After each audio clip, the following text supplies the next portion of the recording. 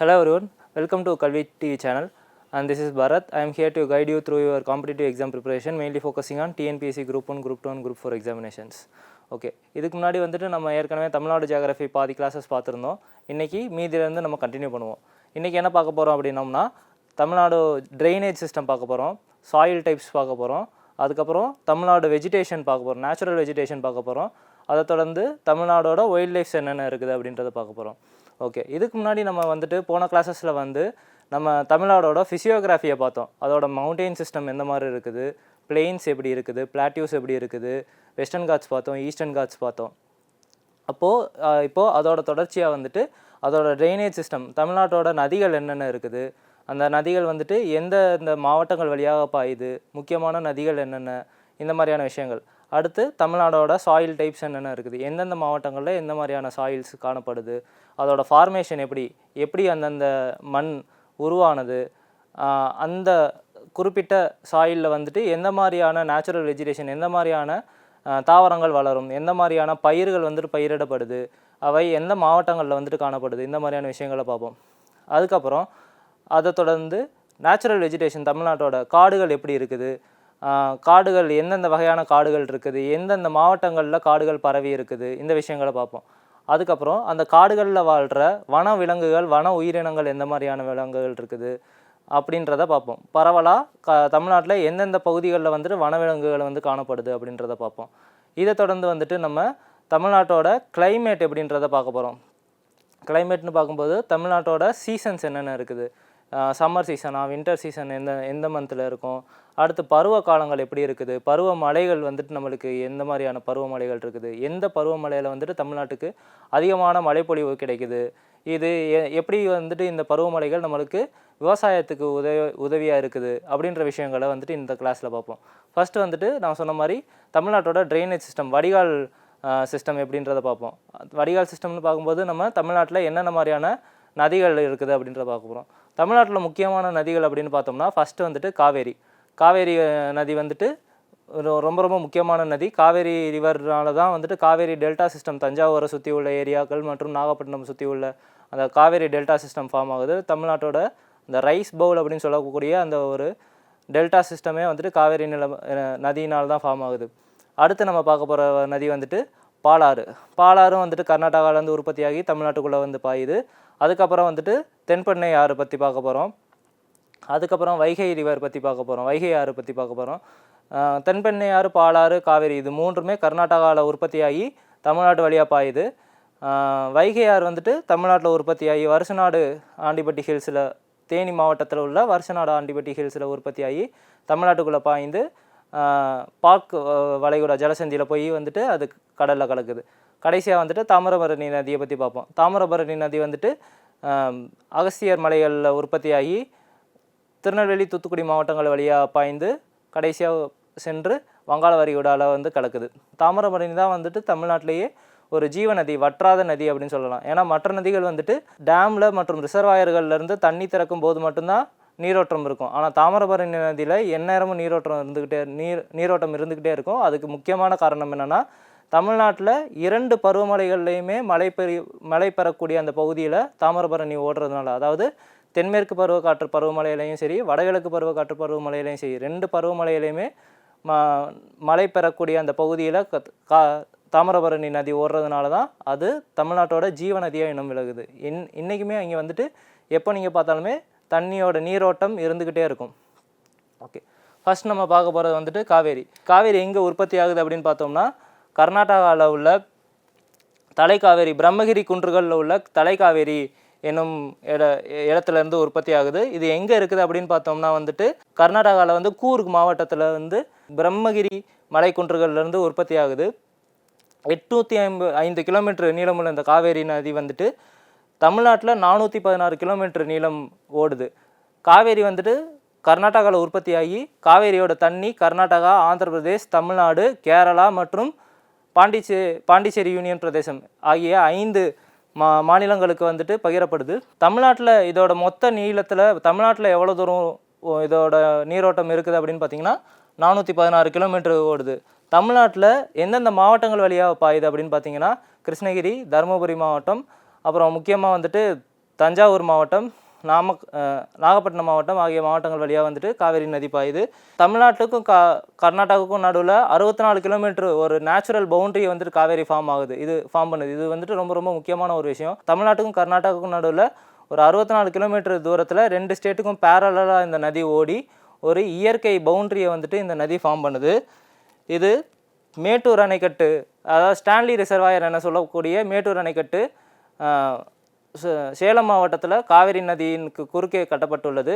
Mettur அணைக்கட்டை தாண்டினோன்னே காவேரியில் 45வது kilometre தூரத்தில் வந்துட்டு நம்மளுக்கு பவானி என சொல்லக்கூடிய இதோட ட்ரிபியூட்டரி பவானி நதி வந்துட்டு ரைட் பேங்க் ட்ரிபியூட்டரி, அதாவது வலதுபுறம் வந்து சேரக்கூடிய ஒரு நதியாக காவேரியில் வந்து சேருது.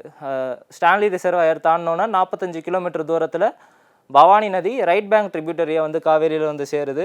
அதுக்கு தொடர்ந்து தென்கிழக்கு திசையில் ஓடக்கூடிய காவேரியில் நொய்யல் மற்றும் அமராவதி ஆகிய நதிகள் வந்துட்டு திருமுக்கூடல் அப்படின்ற ஒரு இடத்துல வந்து சேருது. இந்த திருமுக்கூடல் எங்கே இருக்குது அப்படின்னு பார்த்தீங்கன்னா கரூர்லேருந்து 10 கிலோமீட்டர் தொலைவில் இருக்க அந்த திருமுக்கூடலில் நொய்யல் மற்றும் அமராவதி நதிகள் வந்துட்டு காவேரியில் வந்து சேருது.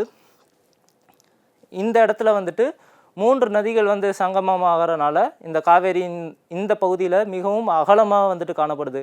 இதுக்கு முன்னாடி இருந்த இடங்களில் வந்துட்டு ரொம்ப குறுகிய இதில் ஓடுற காவேரி திருமுக்கூடலுக்கு அப்புறம் வந்துட்டு அகன்ற நிலையில் வந்துட்டு ஓடுது. காவேரி நதியில் ஒரு முக்கியமான அம்சம் அப்படின்னு பார்த்தீங்கன்னா ஒகேனக்கல் நீர்வீழ்ச்சி. தருமபுரி மாவட்டத்தில் உள்ள ஒகேனக்கல் நீர்வீழ்ச்சி காவேரி நதியில் தான் இருக்குது. 45வது கிலோமீட்டர் மேட்டூர் அணையிலேருந்து தாண்டின காவேரி 45வது கிலோமீட்டரில் வந்துட்டு பவானி நதி வந்துட்டு காவேரியில் ரைட் பேங்க் ட்ரிபியூட்டரி ஆகுது. அதுக்கப்புறம் சவுத் ஈஸ்டர்ன் டைரக்ஷன், அதாவது தென்கிழக்கு திசையை நோக்கி ஓடுற காவேரியில் வந்துட்டு நொய்யல் மற்றும் அமராவதி நதிகள் வந்து சேருது. இந்த நதிகள் சேர்ந்தோன்னே காவேரியோட அகலம் வித்து வந்துட்டு அதிகமாகுது. இது வரைக்கும் ரொம்ப நேரோவாக ஓடிக்கிட்டு இருந்த காவேரி நதி வந்துட்டு திருமுக்கூடல் தாண்டினோன்னே ரொம்ப அகன்ற நதி ஆகுது. இங்கே வந்துட்டு காவேரியை அகன்ற காவேரி என்று அழைக்கப்படுது. இந்த திருமுக்கூடல் எங்கே இருக்குது அப்படின்னு பார்த்தீங்கன்னா கரூர்லேருந்து 10 கிலோமீட்டர் தொலைவில் இருக்குது. இதுக்கப்புறம் ஓடுற காவேரி வந்துட்டு கொள்ளிடம் என்ற இடத்துல வந்து 2 கிளைகளாக பிரியுது. இது வடக்கு கிளை வந்துட்டு கொள்ளிடம் என அழைக்கப்படுது, தெற்கு கிளை வந்துட்டு காவேரி என்று அழைக்கப்படுது. 2 கிளைகளாக பிரிஞ்சு நடுவில் ஒரு ஸ்ரீரங்கம் என சொல்லக்கூடிய ஒரு ஆற்றுத்தீவை வந்துட்டு உருவாக்குது. இப்படி பிரிய இந்த நதிகள் திரும்ப ஒன்று சேர்ந்து போய் கடலில் கலக்குது. இந்த இடத்துல தான் பார்த்திங்கன்னா இந்த கிராண்ட் அணைக்கட்டு, கரிகால சோழனால் கட்டப்பட்ட கல்லணை வந்துட்டு இங்கே தான் கட்டப்பட்டுள்ளது. காவேரி நதி திருச்சி தாண்டின பிறகு, அதாவது ஸ்ரீரங்கம் தாண்டின பிறகு பல பிரான்ச்சஸாக பிரிஞ்சு ஒரு ட்ரையாங்கிள் ஷேப்பில் வந்துட்டு டெல்டாவாக ஃபார்ம் ஆகுது. காவேரியால் உருவாக்கப்படுற ஒரு நன்னீர் தீவு அப்படின்னு பார்த்தீங்கன்னா அது ஸ்ரீரங்கம். ஆற்றினால் உருவாக்கப்படக்கூடிய ஒரு தீவு வந்துட்டு ஸ்ரீரங்கம். காவேரி வந்து திருமுக்கூடல் தாண்டி வந்தோன்னே 2 கிளைகளாக பிரியுதுன்னு பார்த்தோம். நார்த்தன் பார்ட் வந்துட்டு கொள்ளிடம் ரிவராக மாறுது, சதன் பார்ட் வந்துட்டு அதே காவேரின்னு என்ற பெயரில் அழைக்கப்படுது. இது திரும்பவும் இணையக்கூடிய இடத்துல தான் ராஜராஜ சோழன் கட்டின இந்த கிராண்ட் அணைக்கட்டு என சொல்லக்கூடிய கல்லணை கட்டப்பட்டுருக்குது. இந்த கல்லணையை தாண்டினோன்னா காவேரி வந்துட்டு பல பிரான்ச்சஸாக பிரிஞ்சு அது டெல்டா ட்ரையாங்கிள் ஷேப்பில் வந்துட்டு ஒரு டெல்டா ஃபார்ம் பண்ணி, இப்போ இதுதான் தமிழ்நாடு தஞ்சாவூர் டெல்டா ஏரியான்னு பார்த்தீங்கன்னா இங்கே ஸ்ரீரங்கம் இருக்கும். ஸ்ரீரங்கத்தில் வந்துட்டு நார்த்தன் பார்ட் வந்துட்டு கொள்ளிடம் ரிவர் ஆகும், சதன் பார்ட் வந்துட்டு காவேரி ஆகும். பிரிகிற நதி திரும்பவும் ஒன்று சேர்கிற இடத்துல வந்துட்டு கல்லணை டேம் கட்டப்பட்டிருக்குது. இங்கே இருந்துட்டு காவேரி பல பிரான்ச்சஸாக பிரிஞ்சு ட்ரையாங்கிள் ஷேப்பில் வந்துட்டு நம்மளுக்கு டெல்டா பிளேனை உருவாக்குது. டெல்டா பிளேனை உருவாக்கி போய் திரும்ப பே ஆஃப் பெங்கால் கடலில் கலக்குது. இந்த டெல்டா வந்துட்டு ஃபார்ம் ஆகிறதுக்கான முக்கியமான ரீசன் என்னென்னா, நம்ம ஏற்கனவே பார்த்தோம் தமிழ்நாட்டோட பிளாட்டிவ் ஸ்ட்ரக்சர் வந்துட்டு வெஸ்ட்டிலேருந்து ஈஸ்ட்டு போகையில் வந்துட்டு ஸ்லோப்பாக இருக்கும். அதாவது வெஸ்ட்டு டு ஈஸ்ட் வந்துட்டு ஸ்லோப்பாக இறங்கும். இப்போ வெஸ்டர்ன் ரீஜியன் வந்துட்டு ஆல்டிடியூட் ஹைட்டாக இருக்கும். ஈஸ்டர்ன் ரீஜியன் அதாவது கோரமண்டல் கோஸ்ட் நோக்கி போக போக வந்துட்டு அதோட ஆல்டிடியூட் வந்துட்டு கம்மியாகிக்கிட்டே இருக்கும். அப்படி அதோட ஆல்டிடியூட் கம்மியாகிக்கிட்டே இருக்கனால அதோட ஃபோர்ஸ், காவேரி நதி ஓடக்கூடிய அந்த விசை வந்துட்டு ரொம்ப குறைஞ்சிரும். அப்போது மேலேருந்து அது அரிச்சிட்டு வரக்கூடிய வண்டல் மணல்களை வந்துட்டு இந்த டெல்டா பகுதிக்கிட்ட வந்தோன்னே அதோட ஃபோர்ஸ் கம்மியாகிறதுனால அது அங்கேயே டெபாசிட் பண்ணும். அப்படி டெபாசிட் பண்ணனால உருவாக்கக்கூடிய இந்த ஃப்ளட் பிளெயின்னு சொல்லுவாங்க இதை. இந்த ஃப்ளட் பிளெயின் வந்துட்டு அக்ரிகல்ச்சருக்கு ரொம்பவும் மிகவும் யூஸ்ஃபுல்லாக இருக்கும். அதனால தான் இன்ன வரைக்கும் தமிழ்நாட்டோட ரைஸ் பவுல் என காவேரி டெல்டா வந்துட்டு அழைக்கப்படுது. இந்த காவேரி டெல்டா எந்தெந்த மாவட்டங்களை சுற்றி ஃபார்ம் ஆகுது அப்படின்னு பார்த்தீங்கன்னா தஞ்சாவூர், நாகப்பட்டினம், மயிலாடுதுறை ஆகிய மாவட்டங்களை சுற்றி வந்துட்டு காவேரி டெல்டா ஃபார்ம் ஆகுது. அடுத்து வந்துட்டு பார்த்தோம்னா திருச்சிராப்பள்ளி மாவட்டத்தில் தான் வந்துட்டு இது 2 பிரான்ச்சாக பிரியுதுன்னு பார்த்தோம். நார்த்தன் பிரான்ச் வந்துட்டு கார்லோன் அதாவது கொள்ளிடம் என அழைக்கப்படுது. சதர்ன் பிரான்ச் வந்துட்டு காவேரி என்றே அழைக்கப்படுது. அதுக்கப்புறம் 16 கிலோமீட்டர் ஓடின பிறகு ஸ்ரீரங்கம் ஐலாண்டு, ஸ்ரீரங்கம் தீவு அப்படின்னு சொல்லப்படக்கூடிய நன்னீர் தீவு ஒன்று உருவாக்கி அதுக்கப்புறம் கிராண்ட் அணைக்கட்டு தாண்டி இது பல பிரான்ச்சஸாக பிரிஞ்சு திரும்ப ஒரு டெல்டாவை ஃபார்ம் பண்ணி போய் கடலில் பே ஆஃப் பெங்காலில் கலக்குது. காவேரியை பற்றி இப்போ பார்த்துட்டோம். அடுத்து முக்கியமான ஆறு நம்ம பார்த்தது பாலாறு. பாலாறு எங்கே உற்பத்தி ஆகுதுன்னு பார்ப்போம். இதோட ஆரிஜின் பார்த்தோம்னா கர்நாடகாவில் உள்ள கோலார் மாவட்டத்தில் வந்துட்டு இருக்க தலகாவரா என சொல்லக்கூடிய அந்த கிராமத்தில் வந்துட்டு உற்பத்தி ஆகுது. இதோட மொத்த நீளம் பார்த்திங்கன்னா 17,871 கிலோமீட்டர் வந்துட்டு பாயுது. இது மொத்த நீளத்தில் 57% தமிழ்நாட்டில் பாயுது. மீதம் 43% வந்துட்டு கர்நாடகாலையும் இருக்குது. இதோட முக்கியமான கிளை நதிகள் அப்படின்னு பார்த்தீங்கன்னா பொன்னி, கவுண்டின்ய நதி, மலட்டாறு, செய்யாறு மற்றும் கிளியாறு ஆகியன வந்துட்டு இதோட முக்கியமான கிளை நதிகள் ஆகும். இது தமிழ்நாட்டில் மொத்தம் எத்தனை கிலோமீட்டர் பாயுது அப்படின்னு பார்த்தீங்கன்னா 222 கிலோமீட்டர். இதோட மொத்த நீளம் அப்படின்னு பார்த்தீங்கன்னா 348 கிலோமீட்டர் வந்துட்டு இதோட மொத்த நீளமாக இருக்குது. இது தமிழ்நாட்டில் எவ்வளோ கிலோமீட்டர் பாயுது அப்படின்னு பார்த்தீங்கன்னா 222 கிலோமீட்டர் பாயுது. இது எந்தெந்த மாவட்டங்கள் வழியாக பாயுது அப்படின்னு பார்த்தோம்னா காஞ்சிபுரம் மாவட்டம் வழியாகவும் மற்றும் வேலூர் மாவட்டம் வழியாகவும் பாஞ்சு கடைசியில் வங்காள விரிகுடாவில் கூவத்தூர் அப்படின்ற ஊருக்கு அருகே போய் வங்காள விரிகுடாவில் கலக்குது.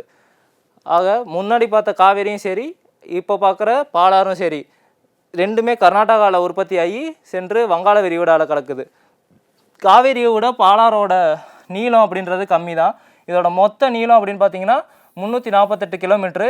இது தமிழ்நாட்டில் இந்த 348 கிலோமீட்டரில் தமிழ்நாட்டில் எவ்வளோ பாயுது அப்படின்னு பார்த்தீங்கன்னா 222 கிலோமீட்டர் வந்துட்டு தமிழ்நாட்டில் பாயுது. இதோட மொத்த பரப்பளவு அப்படின்னு பார்த்தீங்கன்னா 17,871 கிலோமீட்டர் சதுர கிலோமீட்டர் வந்துட்டு இதோட பரப்பளவாக இருக்குது. இதோட ஆரிஜின் எங்கே அப்படின்னு பார்த்தீங்கன்னா கர்நாடகாவில் உள்ள கோலார் மாவட்டம்.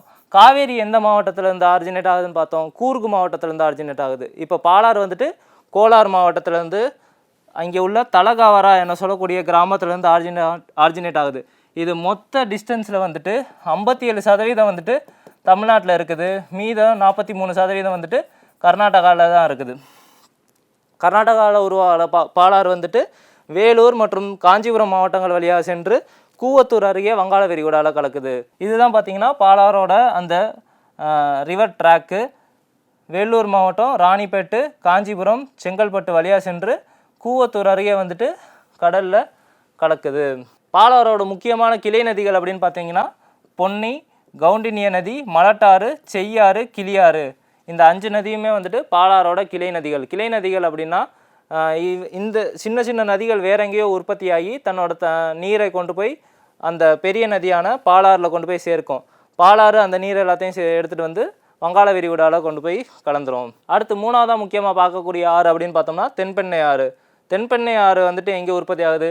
இதுவும் கர்நாடகாவில் தான் உற்பத்தி ஆகுது. கர்நாடகாவில் நந்திதுர்கா மலைகளுக்கு இடையே, இந்த மலைகள் எங்கே இருக்குது அப்படின்னு பார்த்தீங்கன்னா கர்நாடகாவோட கிழக்கு பகுதி, கர்நாடகாவில் உள்ள வெஸ்டர்ன் காட்ஸோட கிழக்கு சரிவுகளில் உள்ள நந்திதுர்கா மலைகளில் வந்து உற்பத்தி ஆகுது. இதனோட வடிநிலம் அப்படின்னு பார்த்தோம்னா இதோட டோட்டல் ட்ரைனேஜ் ஏரியான்னு பார்த்தோம்னா 16,019 சதுர கிலோமீட்டர் ட்ரைனேஜ் ஏரியா. ஓடுற மொத்த நீளத்தில் வந்துட்டு 77% தமிழ்நாட்டில் இருக்குது. முன்ன பார்த்த பாலாரோட அதிகமாக 77% தமிழ்நாட்டில் இருக்குது. இது எந்தெந்த மாவட்டங்கள் வழியாக ஓடுது அப்படின்னு பார்த்தீங்கன்னா கிருஷ்ணகிரி, தருமபுரி, வேலூர், திருவண்ணாமலை, கடலூர் மற்றும் விழுப்புரம் ஆகிய 6 மாவட்டங்கள் வழியாக வந்துட்டு இது பாயுது. மொத்தமாக தமிழ்நாட்டில் இது எத்தனை கிலோமீட்டர் ஓடுது அப்படின்னு பார்த்தீங்கன்னா 247 கிலோமீட்டர் தமிழ்நாட்டில் ஓடுது. இதுக்கு முன்னாடி பார்த்த பாலாறு வந்துட்டு 222 கிலோமீட்டர் தமிழ்நாட்டில் ஓடுதுன்னு பார்த்தோம். ஆனால் தென்பெண்ணை ஆறு வந்துட்டு 247 கிலோமீட்டர் தமிழ்நாட்டில் ஓடுது. பாலாறை விட தென்பெண்ணை ஆற்றோட வடிநிலம் வந்துட்டு கம்மி, 16,019 சதுர கிலோமீட்டர். அதாவது அதோட டோட்டல் சர்ஃபேஸ் ஏரியா வந்துட்டு 16,000, ட்ரைனேஜ் ஏரியா வந்துட்டு 16,019 சதுர கிலோமீட்டர். இது 77% வந்துட்டு தமிழ்நாட்டிலையும் மீதம் 23% வந்துட்டு கர்நாடகாலையும் இருக்குது. இது தமிழ்நாட்டில் எந்தெந்த மாவட்டங்கள் வழியாக ஓடுது அப்படின்னு பார்த்தீங்கன்னா கிருஷ்ணகிரி, தருமபுரி, வேலூர், திருவண்ணாமலை, கடலூர் மற்றும் விழுப்புரம் மாவட்டங்கள் ஆகிய 6 மாவட்டங்கள் வழியாக ஓடி மொத்தமாக 247 கிலோமீட்டர் வந்துட்டு தமிழ்நாட்டில் ஓடுது. பாலாறு வந்துட்டு இந்த 2 நதிகளாக பிரியுது.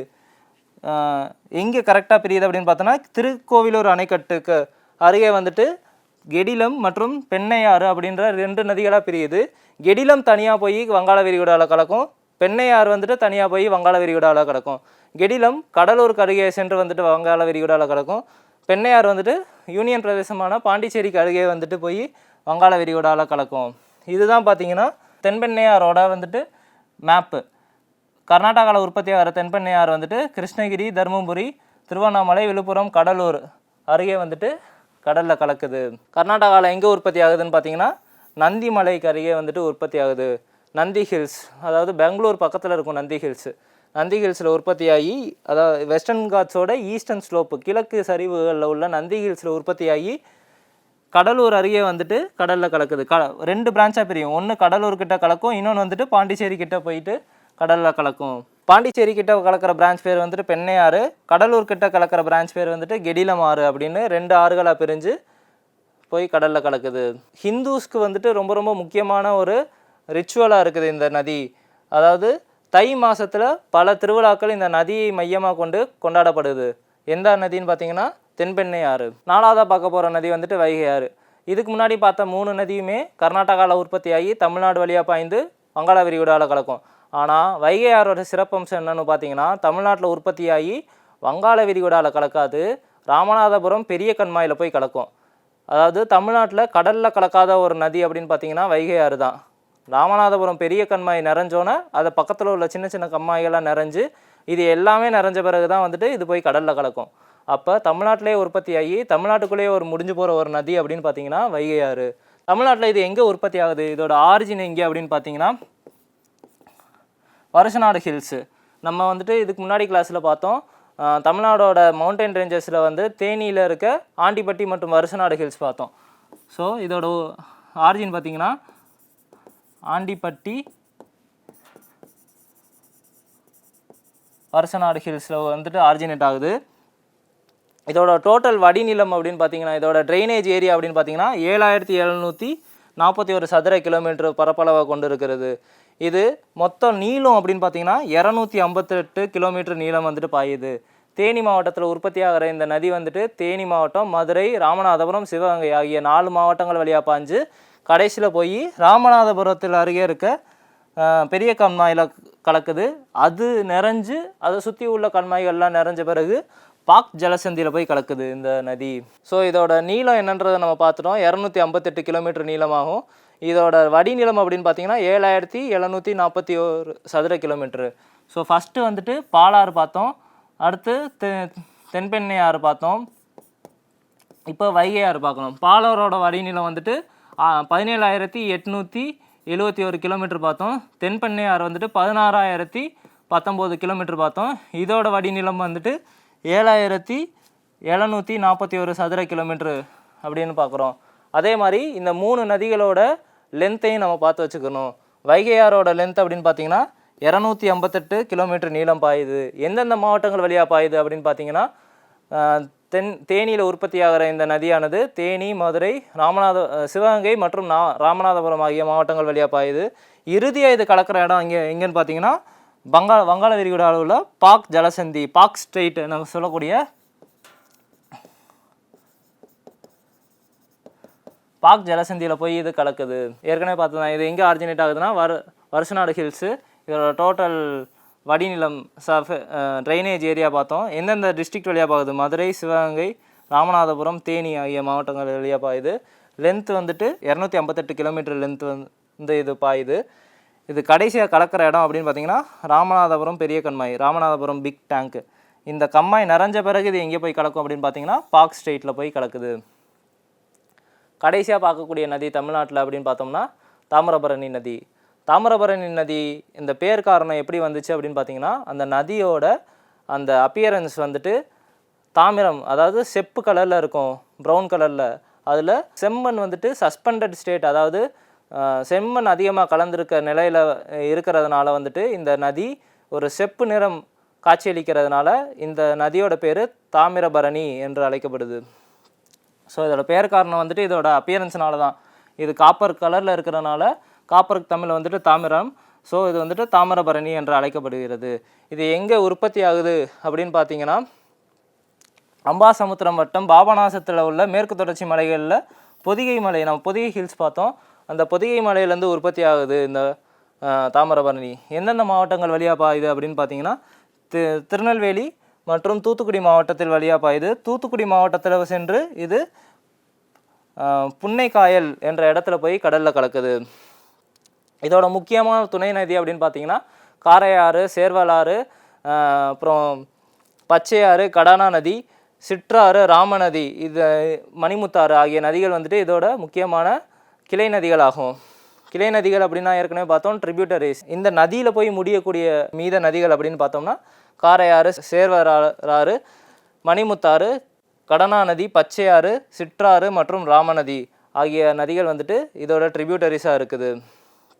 இதுதான் தமிழ்நாட்டிலே இருக்க ஒரு வற்றாத ஜீவநதி ஆகும். ஸோ இதில் ஃபஸ்ட்டு நம்ம பார்த்த நதிகள்லாம் என்னென்னு பார்த்துடலாம். ஃபஸ்ட்லேருந்து பார்த்துடலாம். ஃபஸ்ட்டு வந்துட்டு நம்ம காவேரி பார்த்தோம்.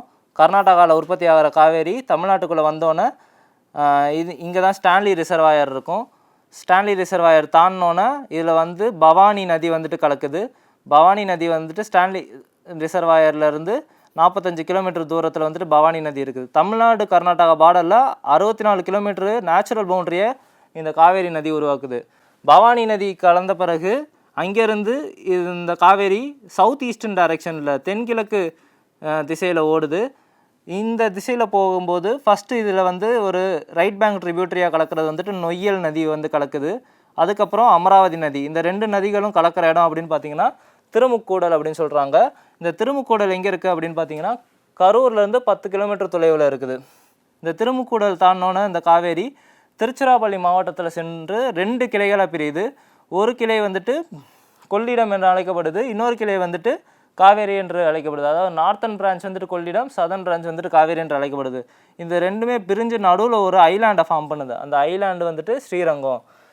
இப்படி பிரியிற நதி வந்துட்டு திரும்ப ஒரு இடத்துல ஒன்று சேரும்ல, அந்த இடத்துல தான் கிராண்ட் அணைக்கட்டு, அதாவது கல்லணை கட்டப்பட்டு இருக்கிறது. கல்லணையை தாண்டினோன்னே இந்த நதி பல பிரான்ச்சஸாக பிரிஞ்சு இந்த காவேரி டெல்டா ஃபார்ம் பண்ணுது. இந்த காவேரி டெல்டாவோட முக்கியத்துவத்தை பற்றி நம்ம அடிக்கடி பார்த்துட்டோம். இது வந்துட்டு அக்ரிகல்ச்சருக்கு ரொம்ப யூஸ்ஃபுல்லாக இருக்குது. ஓகே, காவேரிக்கு அடுத்து என்ன நதி பார்த்தோம் அப்படின்னு பார்த்தீங்கன்னா பாலாறு பார்த்தோம்.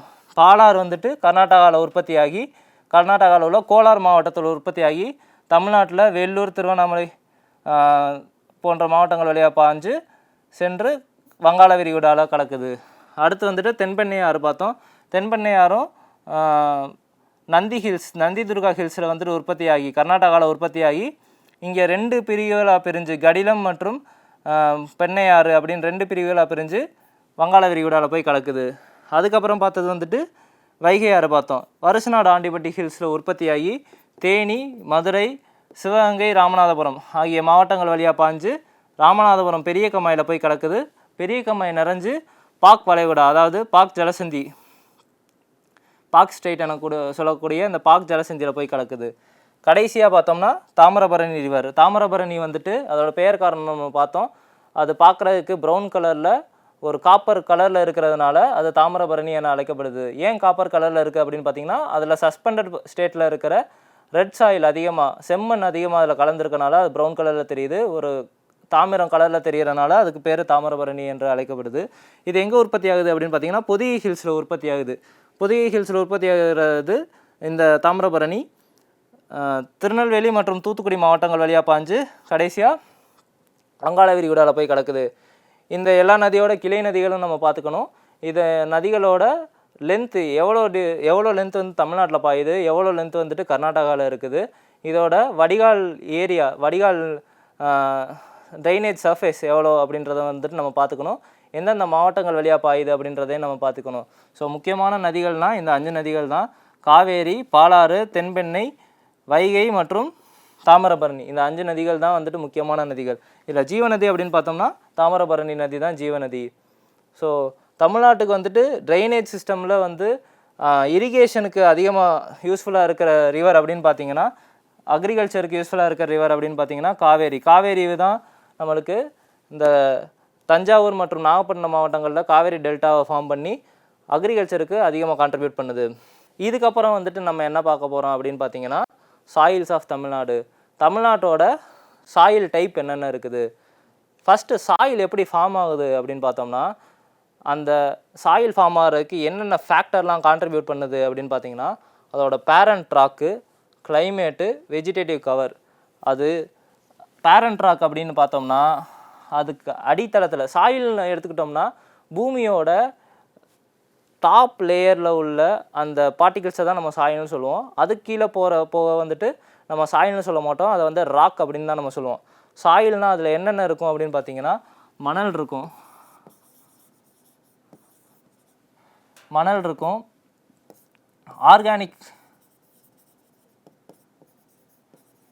ஆர்கானிக் மேட்டர் இருக்கும், அதாவது கரிம வளங்கள் வந்துட்டு அதிகமாக இருக்கும். டெட் ஆர்கானிக் மேட்டர், மரத்துலேருந்து விழுகக்கூடிய அந்த இலைகள், இறந்து போன விலங்குகள், அது எல்லாமே மக்கி போய் மணலில் கலந்துருக்கும். ப்ளஸ் வாட்டர் இருக்கும். இது எல்லாமே சேர்ந்து தான் நம்ம வந்துட்டு சாயில்னு சொல்லுவோம். வெறும் மணல் மட்டும் எடுத்துக்கிட்டோம்னா அதை சாண்டுன்னு சொல்லுவோம். ஸோ சாயிலில் தான் வந்துட்டு வெஜிடேஷன், அதாவது பயிர்கள் மற்றும் தாவரங்கள் வளர முடியும். வெறும் சாண்டில் வந்துட்டு வளர முடியாது. ஏன்னா சாண்டு வந்துட்டு it's not suitable for cultivating any kind of vegetation or plants. எந்த ஒரு தாவரங்களோ இல்லை பயிர்களோ விளைவிக்கிறதுக்கு வெறும் மணல் வந்துட்டு உகந்தது கிடையாது. இப்போ தமிழ்நாட்டில் எந்த மாதிரியான சாயில்ஸ் இருக்குது அப்படின்னு பார்த்தோம்னா, ஃபஸ்ட்டு அலுவியல் சாயில் வண்டல் மண் இருக்குது, அடுத்து பிளாக் சாயில் இருக்குது, கரிசல் மண் இருக்குது, ரெட் சாயில் செம்மண் இருக்குது, லாட்ரைட் சாயில் அதாவது சரளை மண் மற்றும் சலைன் சாயில் உவர் மண் இருக்குது. இதில் செம்மண் வந்துட்டு நம்ம அடிக்கடி நிறையா இடங்களில் பார்த்துருக்கோம். தமிழ்நாட்டோட 3/2 பங்கு வந்துட்டு செம்மண்ணால் வந்துட்டு உருவாக்கப்பட்டது ஆகும். தமிழ்நாட்டோட மொத்த பரப்பளவில் 3 பங்குல 2 பங்கு வந்துட்டு செம்மண் தான் வந்துட்டு கவர் பண்ணியிருக்கு. நம்ம நிறையா மாவட்டங்களில் வந்துட்டு நம்ம செம்மண் பார்த்துருப்போம். அலுவியல் சாயில் அப்படின்றது வந்துட்டு வண்டல் மண், அதாவது நதி நதிகளில் வெள்ளப்பெருக்கெடுப்பு நடக்கும் பொழுது அது பொங்கி வழியும் போது நதியை அடிச்சுட்டு வர அந்த மணலை வந்துட்டு டெபாசிட் பண்ணிடும். அப்படி உருவாகிறது தான் வந்துட்டு வண்டல் மண். ஸோ இதோட இந்த எபிசோட் முடிச்சுக்குவோம். இதுக்கு அடுத்த கிளாஸில் சாயில்ஸை பற்றி நம்ம டீட்டெயில்டாக பார்க்கலாம். தேங்க்யூ.